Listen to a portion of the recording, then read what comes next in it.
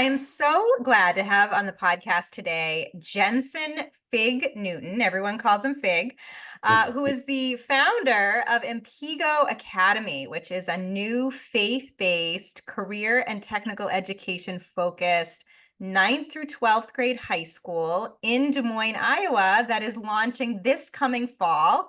And I'm so excited to have Fig share with us his vision and startup journey. So, Fig Newton, welcome to the Liberated Thank you. Podcast. Yeah, thanks for having me, Carrie. It's a great opportunity. So in Pico Academy, our vision is that we wanted to see and foster an environment, a faith-based environment where students could prepare and think about life after high school. We wanted to give them options as far as being able to go into college or being prepared for a career that could provide for them and their families. That's what really cast our vision of why we are doing what we're doing. So, what is your story then, Fig? How did you become interested in education and say, I think I'll be a school founder? Great question. Like most faith-based, faith moves is, obviously by the work of the Lord. But just from I know my journey in school was not like the best personally. I felt that I was, really creative and I had different skills, but there's just certain types of um, systems that just didn't work for me. So, that put me further behind than what I thought um, my capabilities were.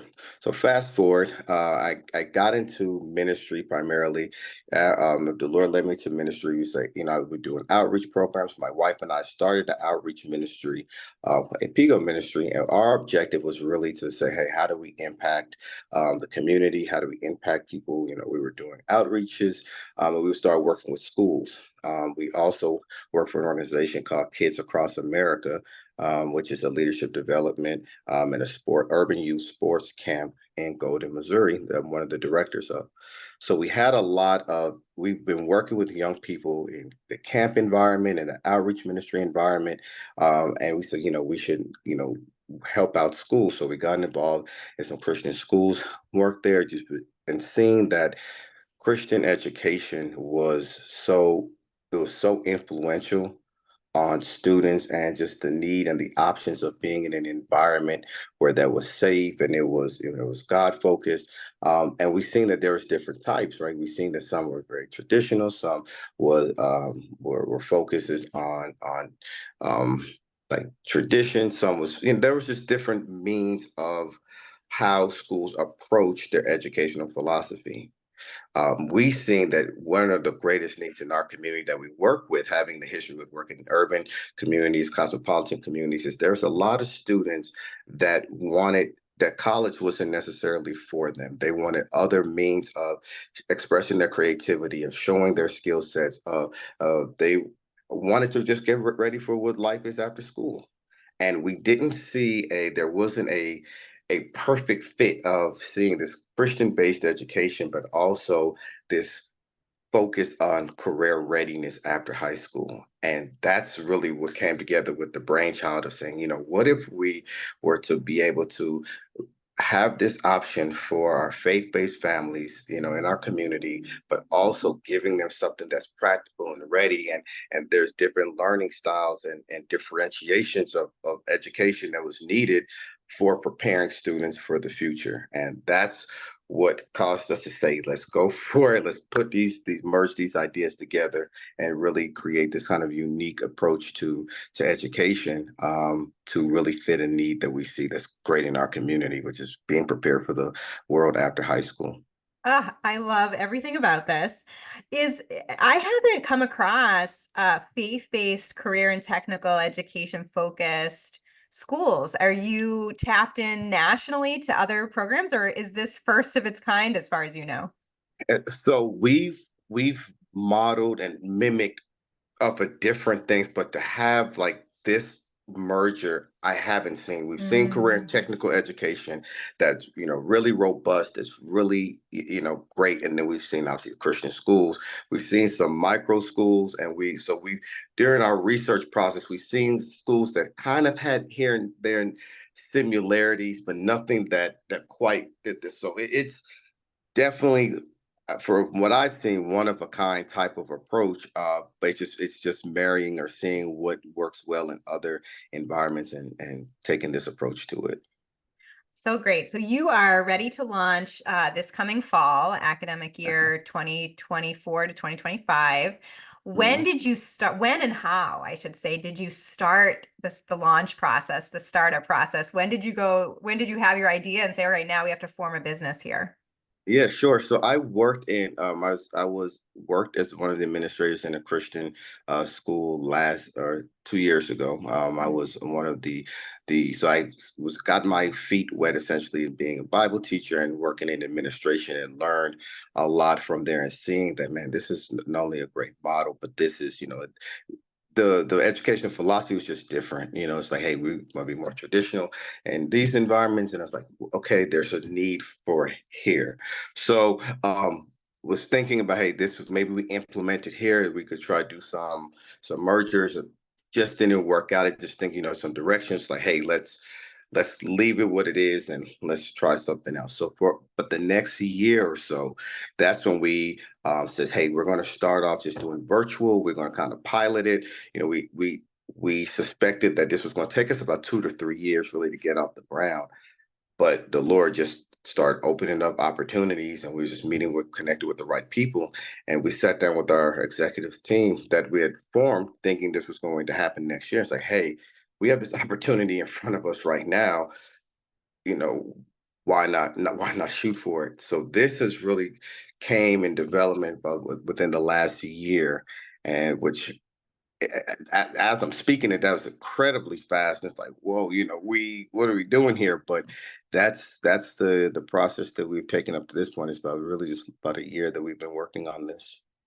That's amazing. And so, what are some of those startup processes? I imagine kind of forming your school's entity and figuring out handbooks and policies and procedures and location, and then obviously recruiting families and teachers. Tell us a little bit more about what you've been involved with over the past few months and leading up to launch. Yeah, absolutely. One of the greatest, I think, tools even up to this point is working with IASK.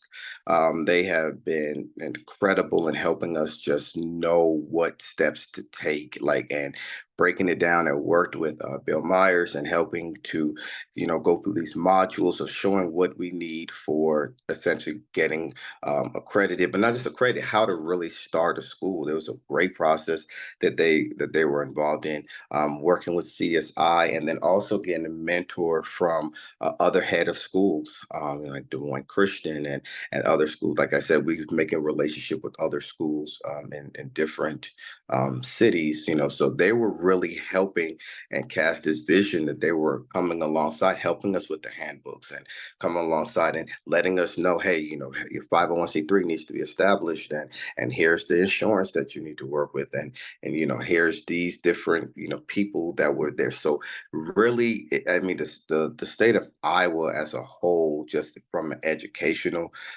standpoint, has been, I can't speak for every head of school or founder, but in Iowa, we've been blessed to have a really, really great support system that's created to help startup schools and schools that want to continue to grow, help us really get off of the ground. So they were really instrumental in like helping us know even what steps to take, what policies, procedures to put in place, and we just start leveraging some of our resources that we had to make those things come to fruition. Yeah, and you had some acronyms there, Fig. What were Uh, they again for those who aren't familiar with what's yeah, happening in that's Iowa? right. Yeah, for sure. IAS, so that is Iowa Association of Christian Schools, and that is the that's the group or the entity that's really helping not just me but schools across Iowa, that to really be able to get our keep our stuff together, get our stuff together as well too. So yeah, Iowa Association of Christian Schools, and then also CSI, which is Christian Schools International. Got it. So you are getting going, and one of the things that I think is really exciting about Iowa at the moment is that last year Iowa became one state in a growing list of states to enact universal school choice policies, enabling every K to 12 child in the state of Iowa to attend a recognized private school with a portion of state allocated education funding, which makes the tuition more accessible to more families. Was that part of your thought process when you decided to launch? It sounded like you were thinking about this well before the passage of this policy, but I imagine that this has somewhat influenced your plans. Tell us about that.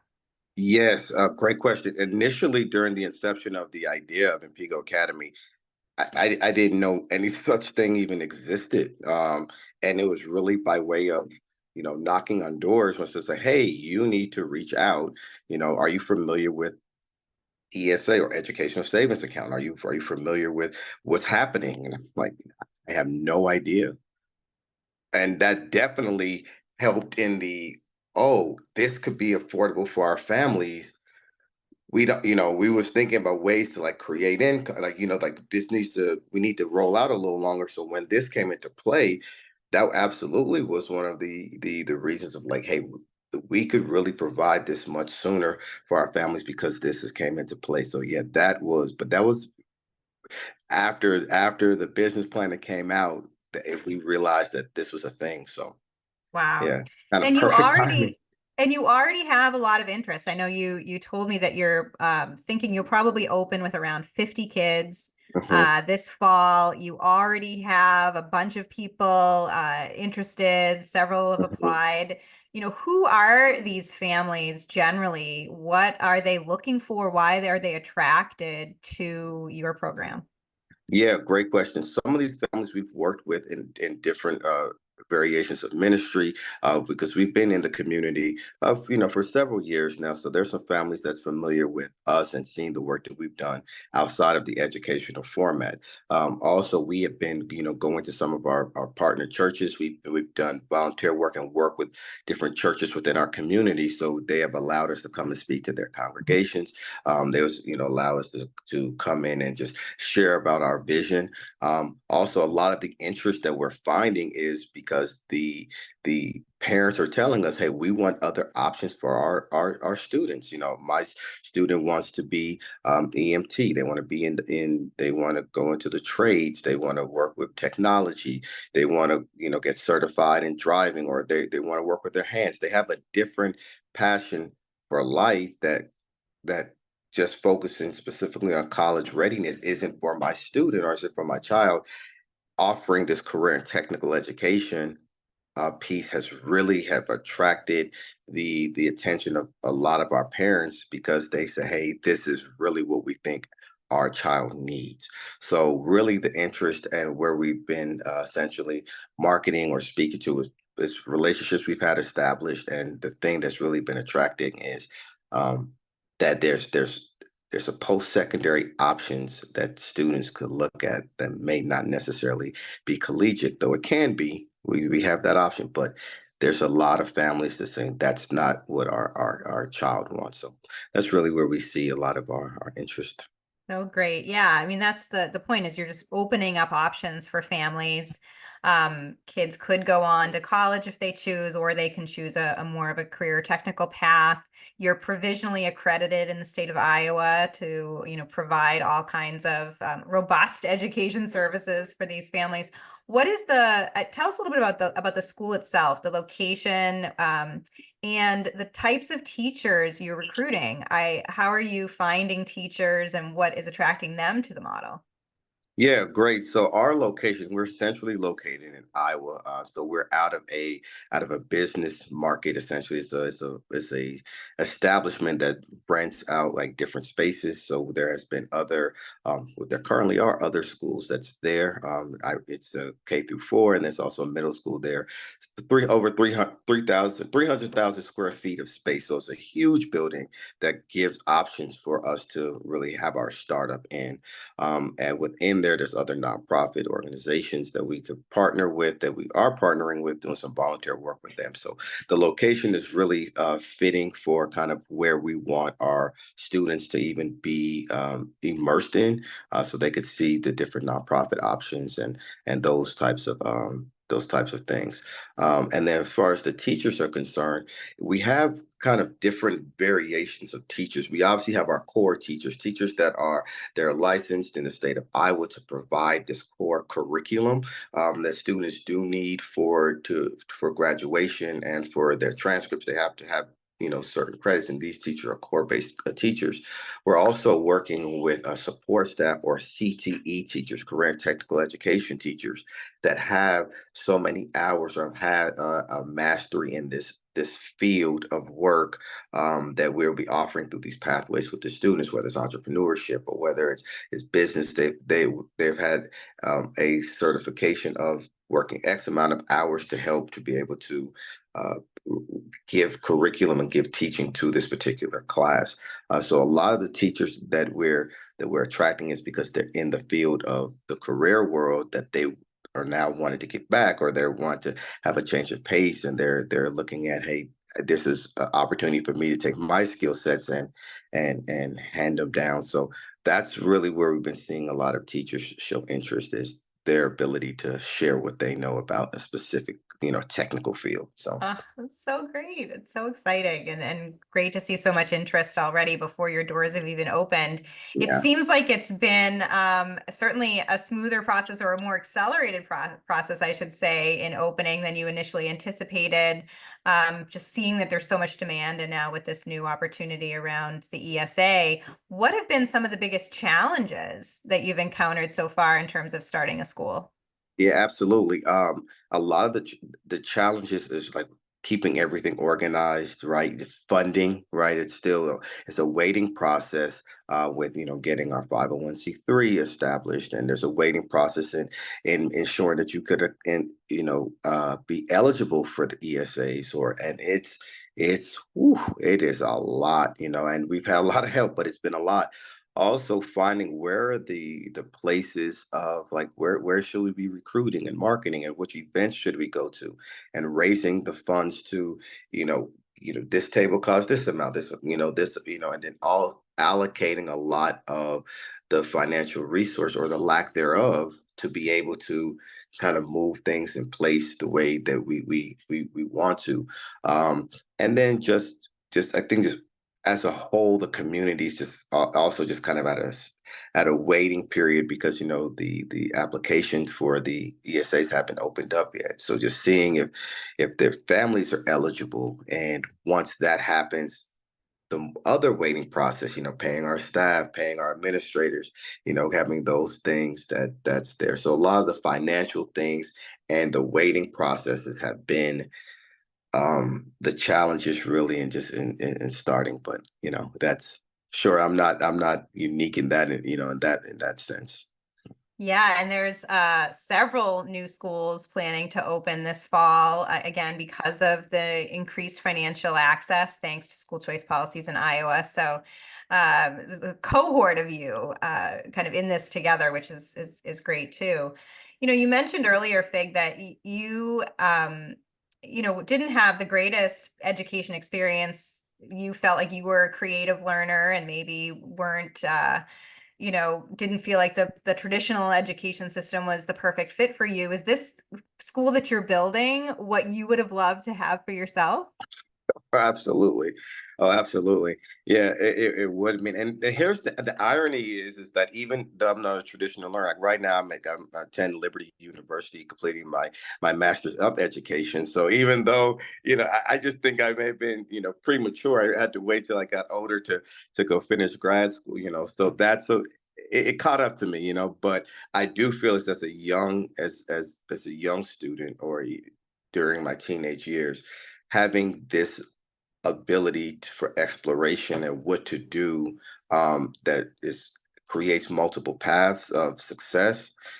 Unequivocally, I think this is absolutely. I think it's needed. It is needed, and one thing I do like about our model that I know a lot of times people ask, because we're career focused, career technical focused. Well, what about those students that want to go to college? Like, no, this our school still allows, and we still have the pathway for graduation, for diplomacy and career prep. Excuse me, and college prep as well. So that's it is really something that I would have enjoyed having both options or multiple options in front of me, and see what will be the best fit for my future.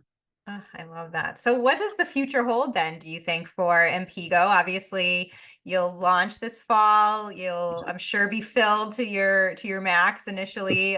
What's next after that? Yeah, great question. Well, in our mind, our next was our now. You know what I mean? So now we're looking at what does it look like for expansion? You know, do we want to 10 years? Do we want to have a different building, or do we see that this is a good fit because of the access to different businesses? So really trying to evaluate when our first year comes through what what are the pros and the pros of this, you know? I mean, so because there's so much differentiation in what we thought would be happening right now, though it's happening. I think for us it's like we want to really have a program that's excellent, right? We want to focus on excellent program before we think about wide growth, but in the process, still having a vision of, growing to substantial amount, maybe 300 students within the next several years. And what about scalability, Fig? Because it sounds like you're onto something here. If this model doesn't exist nationally, you might have to build that, right? Have you thought Yeah, about what that might look like? yeah, there's definitely some fear factors in this thing. It's like, ooh, if there are, like, man, wildfire. Like we have a lot of interest, a lot of questions, a lot of, and just full transparency. We have a lot of unknowns. Like you said, there's not a model that we're, reproducing this off of. So it's like we don't know what we don't know. And we want, regardless, though, we don't want to compromise on the foundation of what we build on or what we're building on. We want to be unapologetic in our faith. We want to provide families with excellent education and opportunities that our community could flourish, and that's what we want to hold on to, and we don't want to ever outgrow that. But we also know that we better have some elastic on because it may be stretching out further than we anticipated. So that's it. Really don't know. We don't know, but we're we're locked in. So So great.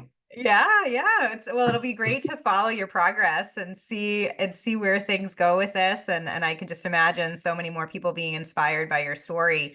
What advice or encouragement would you give to those listening who might want to start a school, whether it's a CTE, faith-based inspired school like yours, or just any other kind of school, thinking about being an education entrepreneur? What would you say to them? yeah, if it, for me is to ensure that your passion follows. Like it has to be passion driven. It can be for it. I just don't believe that with what this is and the amount of opportunities and the challenges to come along with it, that it could be looked at as an accomplishment of self. It has to be driven for the bigger purpose of, like, if you're not passionate about the results and the students really being successful, and not passionate about the product that you want to offer to the communities, then it's not for you. I believe that you should do this beyond, because the opportunities and the potential is generational, and that's what we would believe. So if it's not driven beyond just the now, then that's it. But that's what I say: just be inspired to be passionate about what you're doing. So great. So, Fig, if my listeners and viewers want to follow your progress, track your opening, see your expansion, which I suspect Yeah. will come sooner than later, what is the best way for them to do that? Yeah, sure. So all of our social medias, we have Facebook, Instagram, and that is at Impigo Academy, Empigo Academy. And on LinkedIn, you can find me Fig Newton, or Impigo Academy on LinkedIn as well. And just also, I mean, I get this question a lot: is what is Impigo? I don't know if you jumped the gun, but just for Oh, yeah. listening reasons, the word Impigo is actually the Greek word that means to impact. So that's where we I get it love from. So that. yeah, so to impact, so Oh, Impact Academy. So that's where it comes from. But yeah, that's where you can follow and see our progress at. Well, it's amazing. I feel like you're already making an impact in your community, and you haven't even launched yet, and certainly making an impact on education more generally by expanding options for families and these creative, more individualized options for students. And it's impigoacademy.org if people want to go to your website as well. Mhm. So Yep. Big Newton, best wishes on your upcoming launch and look forward to staying in touch. Thanks so much for being on the podcast. Yeah. Thanks, Carrie.